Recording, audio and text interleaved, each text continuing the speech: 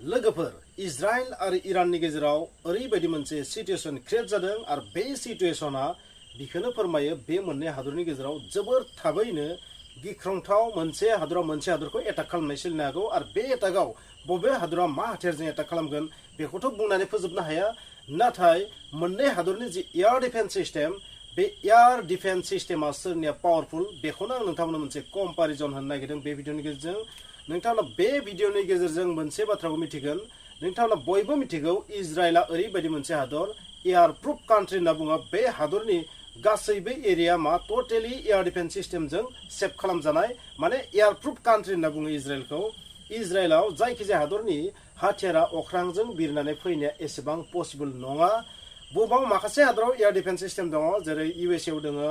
United किंडमाव दङ फ्रान्सआव दङ इटालियाव दङ इन्डियाव दङ चाइनायाव दङ रासियाव दङ आरो बेबादिनो इजराइलाव दङ इरानावबो दङ माखासे हादरा गावनि निजा मा एयार डिफेन्स सिस्टेम दङ बे एयार डिफेन्स सिस्टेम थानाय हादर जोबोर खम बुहुमाव आरो बेनि मादाव इजराइलाबो मोनसे आरो इरानाबो मोनसे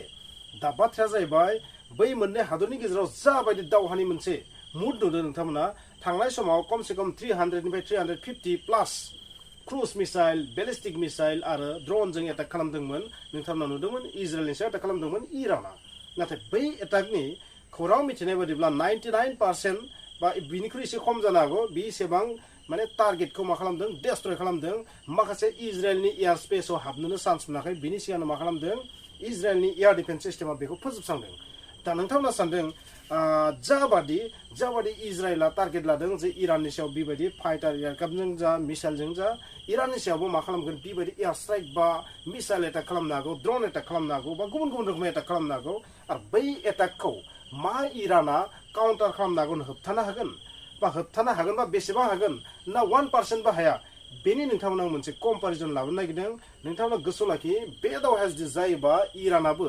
कमसे कम जेसेबां फाइटार एयारक्राफ्ट थाङा माने इजराइलाव बिनि गंसे गंनैखौथ' गावख्लायथारगोन बे बाथ्राया रोखा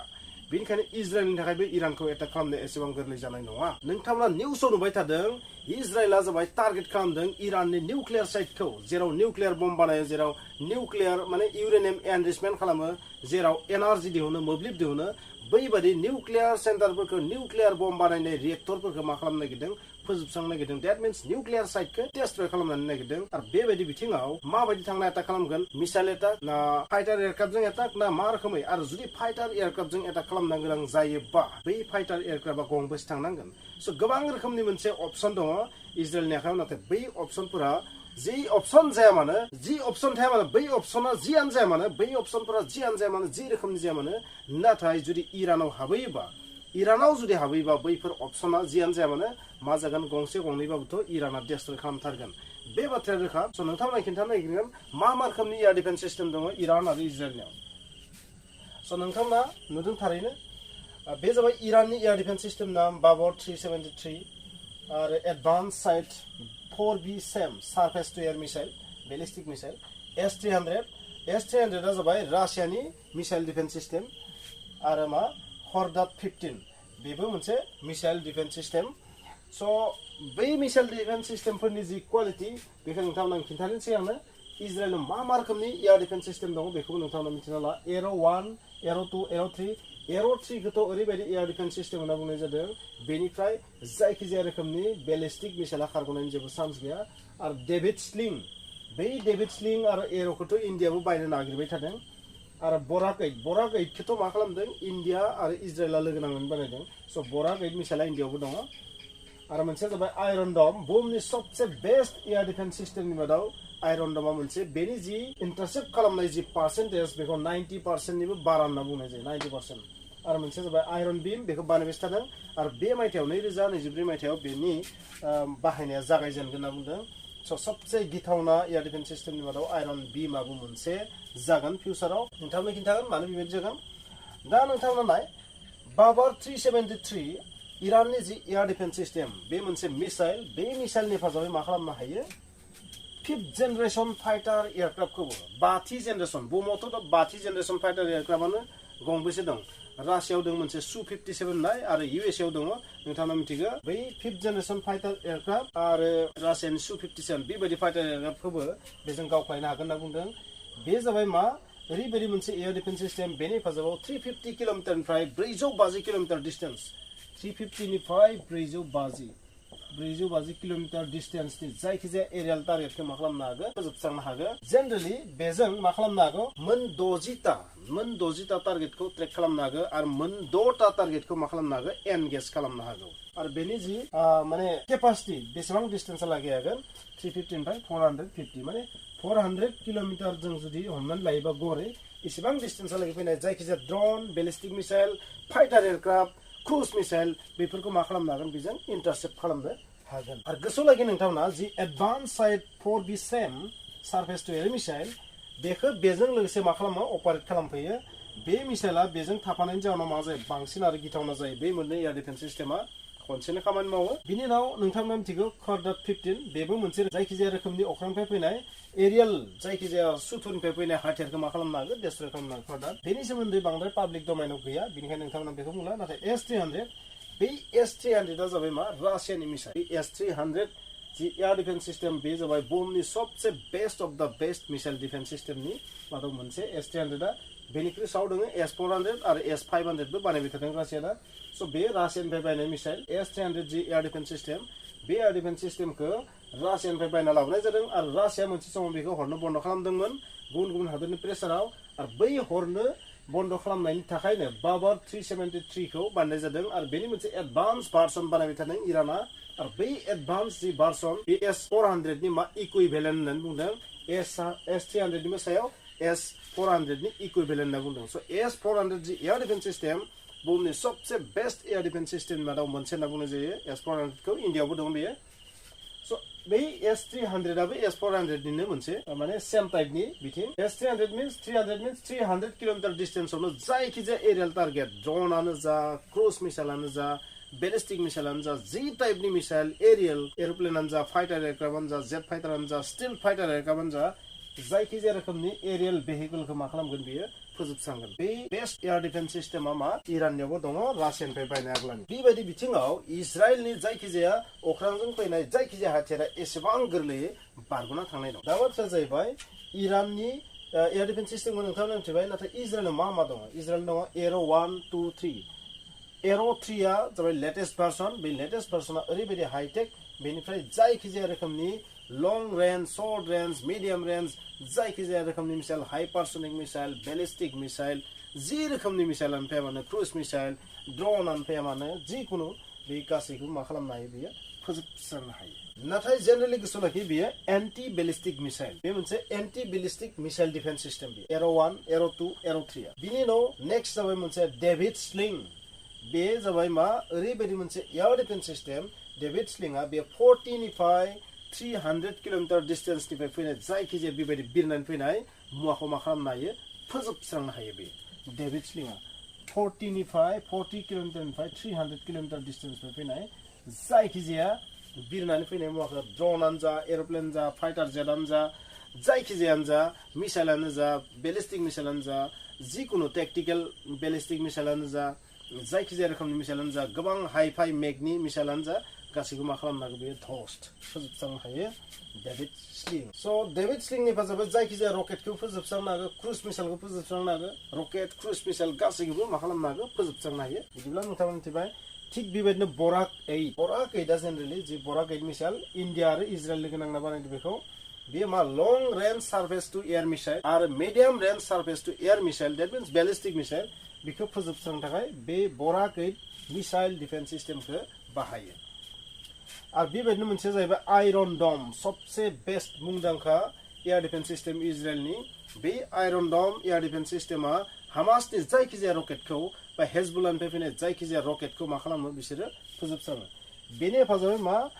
आयरन डम एयार डिफेन्स सिस्टेमनि हेफाजाबै मिसाइलल' नङा रकेटल' नङा बेनि हेफाजाबै मा आर्टिलारि सेल आर्टिलारिनिफ्राय गावनाय जि बम बैफोरखौ मा खालामनो हागौ इन्टारसेप्ट खालामनो हागौ सायावनो गावख्लायनो हागौ बे सबसे बेस्ट बेनि जि राडार सिस्टेम बियो S-400 नि बायदिनो जोबोर हाइफाइ हाइटेक होननानै बुंनाय जायो S-300 S-400 नि बायदिनो सो आयरन डम एयार डिफेन्स सिस्टेमनि हेफाजाबै खाथिनिफ्राय फैनाय जायखिजाया माने जोबोर खाथिनिफ्राय बिरना फैनाय जायखिजाया मुवाखौ मा खालामनो हागौ मा इन्टारसेप्ट खालामनो हागौ बेजों आरो बिनि उनाव जा बानायबाय थादों बे जाबाय मा आयरन बीम। आयरन बीमा आसलते जेबो गुलि नङा, मिसाइल नङा, बम नङा, रकेट नङा, जेबो नङा बेयो। बेनिफ्राय मा डाइरेक्टेड एनार्जी,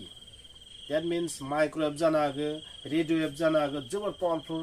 लेजार जानो हागौ, बा इलेक्ट्रन बीम जानो हागौ, प्रोटन बीम जानो हागौ। बै जे iron beam air defence system बेनि हेफाजाब मा खालामनो हागौ, सेकेन्ड समनि गेजेरावनो मा जोबोर पावारफुल एनार्जी, लाइट जानो हागौ, इलेक्ट्रन जानो हागौ, जायखिजाया माइक्रवेव, रेडिय'वेव जानो हागौ, बेखौ दैथायहरनानै मा खालामनो हागौ, जायखिजाया सुथुरनि मिसाइल, एयारक्राफ्ट बेखौ मा खालामनो हागौ, डेस्ट्रय खालामनो हागौ। आरो मोनसे इन्टारसेप्सनाव मात्र $3 खरसा जागोन। बे आयरन बीमनि हेफाजाब ओरैबायदि बीम माने सोरां रोदा बा पावारफुल एनार्जी रे, बै बीमा थांनानै जाय हाथियाराव सौग्रावहैगोन, बे हाथियाराव जि जायगायाव नांगोन बिथिं मा जागोन, खामफ्लंगोन, गब्लंलांगोन, जायनि जाउनाव मा जागोन, बेयो हारसिंनो डेस्ट्रय जागोन, बा बिनि इलेक्ट्रनिक सिस्टेम बा सार्किट सिस्टेमा मा जागोन, डेस्ट्रय जागोन, जायनि जाउनाव बै हाथियारा मा जागोन, अख्रां सायावनो डेस्ट्रय जागोन। आरो बेवहाय खरसा जागोन मात्र $3। स' मोनसे हाथियारखौ फोजोबस्रांनो थाखाय जुदि मिसाइलजों एटाक खालामबा लाख लाख करोड़ करोड़ खरसा जायो। आयरन डम एयार डिफेन्स सिस्टेमनिफ्राय जाय मिसाइल ओंखारो, बै मिसाइलनि बेसेना जोबोद गोबां। नाथाय आयरन बीमनिफ्राय जाय लाइट ओंखारगोन बा एनार्जि ओंखारगोन, बै एनार्जि बीमनि खरसाया बेसे जागोन, मात्र मोनसे इन्टारसेप्सनाव $3। That means 300 रांबो नङा, 300 रांनिबो खम। दा नोंथांमोना नाय, इजराइलखौ मानो इराना एसेबां मिसाइल एटाक खालामनायावबो साक्सेस जायाखैमोन। नाथाय हमनानै लाबाय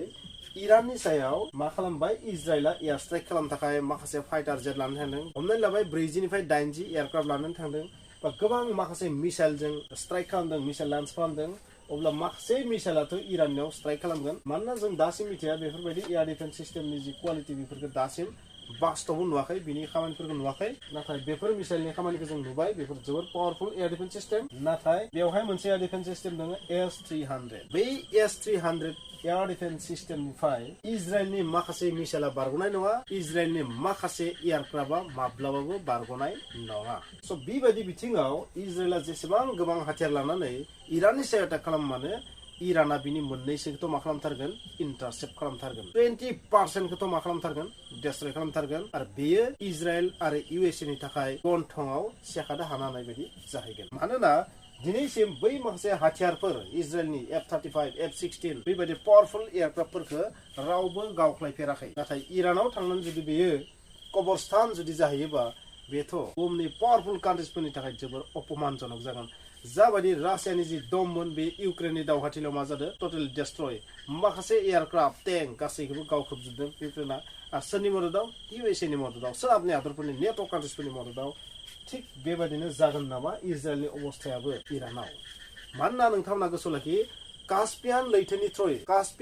थ्रयै रासियाया माखासे हाथियारखौ इराननो हरगासिनो थायो, आरो दाबो हरगासिनो थागोन। आरो बेबायदि जुदि एटाक खालामबा थारैनो सापर्ट खालामनो थाखाय रासिया फैखागोन बेवहाय। फ्रेन्ड्स, बिदिब्ला बे मोननै हादरनि गेजेराव दावहा जायोबा थारैनो बे दावहाया एसेबां इजि जानाय नङा। इजराइलनि थाखाय बे माब्लाबाबो इजि जानाय नङा। जाबायदि हामासखौ डेस्ट्रय खालामदों, बेबायदि माब्लाबाबो जाया। बे दावहाया जोबोर गिख्रंथाव जागोन, आरो बे दावहायाव इजराइलनि अबस्थायाबो जोबोर गाज्रि जागोन। मानोना इजराइला जोबोर फिसा हादर, इरानाथ' माखासे डेस्ट्रय जानायावबो बहुत जायगा थागोन, खारन इजराइलनिख्रुइ इराना बहुत गेदेर साइजआव, नङा होमबा? लोगोफोर, नोंथांमोनखौ आं मोनसे रिक्वेस्ट खालामगोन। नोंथांमोना बे चेनेलावथ' भिडिअखौ नुयोआनो, नाथाय आंनि मोनसे चेनेल दंबावो, बै चेनेलखौ नोंथांमोना